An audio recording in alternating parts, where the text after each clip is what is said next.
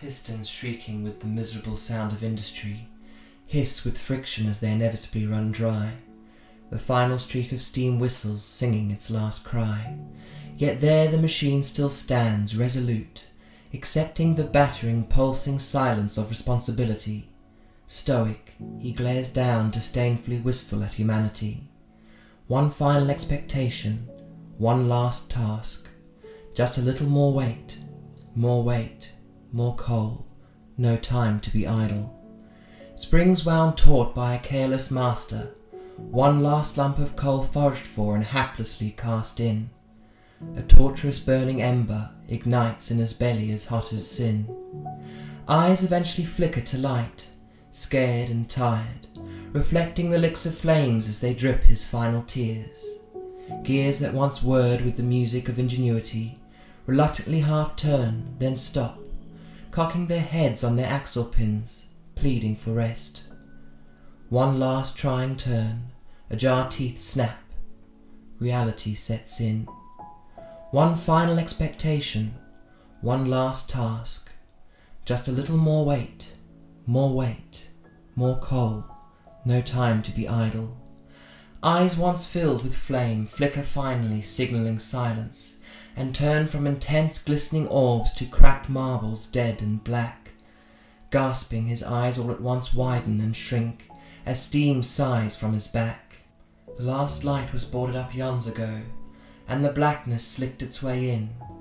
Infectious and festering, it hung about the room like torn drapes.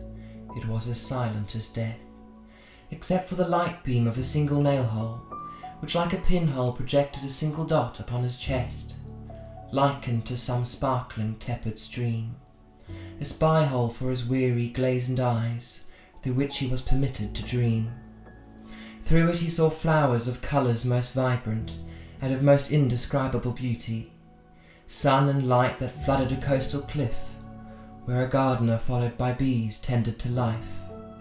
Immovable and fixated on that hole, he could almost picture himself there, sunlight warming his hopelessly pitted tin shingles, cooled by a dulcet singing breeze, vines engulfing and embracing his rust-ridden iron legs, finally at rest, at last at ease.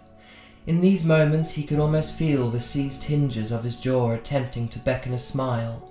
With or without such an expression, he was as close to content as he felt he could be.